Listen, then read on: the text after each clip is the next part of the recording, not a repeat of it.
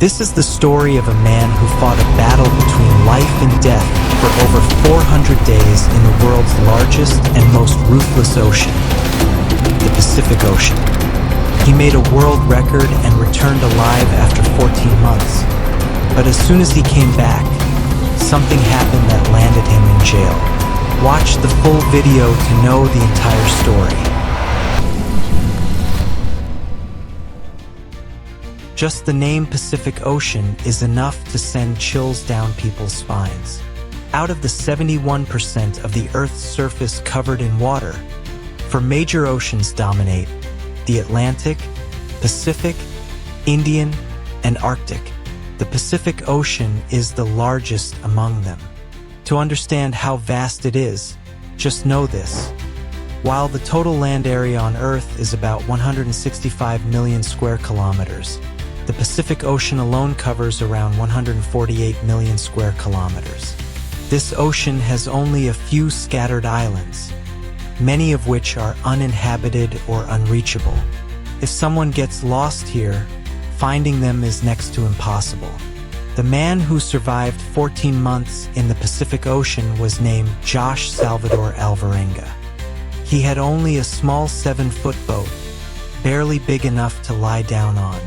Yet Josh survived over a year on this tiny boat, enduring nature's cruelty and creating a world record that no one has broken to this day.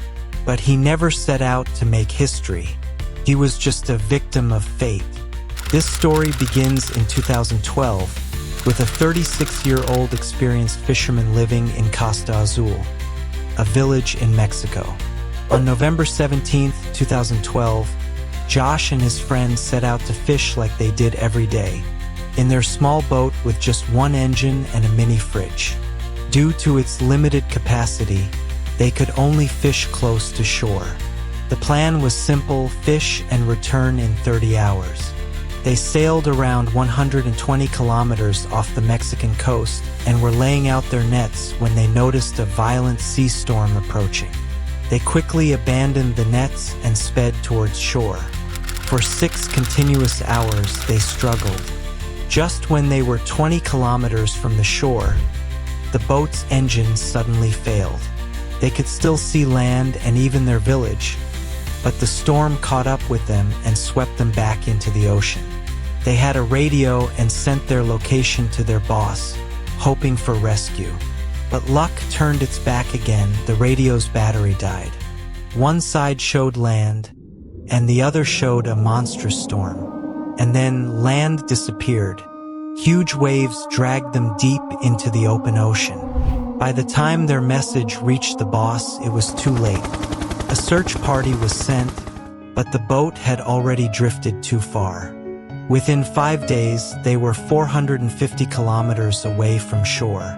Their boat was too small to be easily spotted. They didn't have a flare gun or anything to signal for help. Food ran out within 2 days, and they had no fishing equipment, as their nets had been left behind.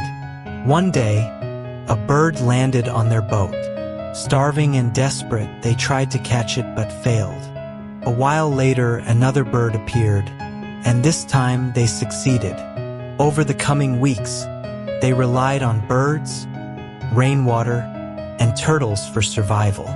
When there was no rain, they drank turtle blood or moisture from raw fish, whatever they could find. As the days turned into months, the situation worsened. The mental and physical torture was beyond imagination. After 4 months, Josh's companion couldn't take it anymore and committed suicide. Now, Josh was alone in the vast ocean, surrounded by nothing but water and hopelessness. According to estimated maps, his boat had reached a very remote part of the Pacific Ocean, considered one of the quietest regions on Earth, visited only by cargo ships. Then one day, after 6 months, Josh saw a cargo ship. His heart lit up with hope. He waved, shouted, did everything he could, but the ship was too far and couldn't spot him. It slowly disappeared from his view. Imagine the heartbreak, seeing the first human in half a year, but unable to get their attention. By 11 months, Josh had traveled over 8,000 kilometers. His clothes were reduced to just an old vest. His skin burned from the relentless sun.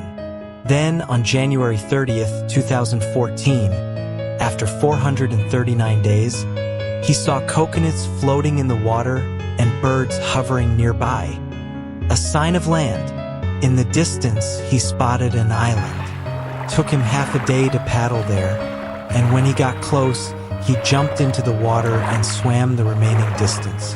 This island was Ebon Atoll, one of the Marshall Islands, among the world's smallest and most remote islands. It was as if fate or a miracle had finally taken pity on him. After reaching the island, he saw a house, and soon after, a person stepped out. For the first time in 14 months, Josh saw a human. He broke down in tears. The locals contacted the police, and Josh narrated his entire story.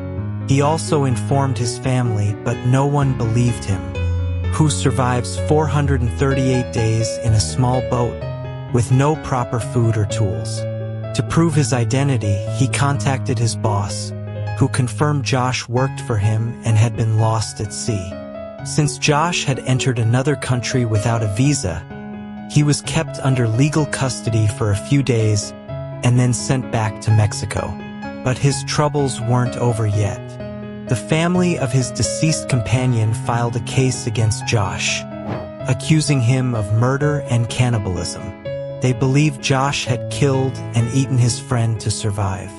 However, after an investigation and legal procedures, Josh was cleared of all charges. A few months later, he wrote a book titled 438 Days, in which he detailed his unbelievable journey of survival. Josh's story teaches us one thing: no matter how hard life gets, there's always a way out. His willpower and determination are an inspiration to us all.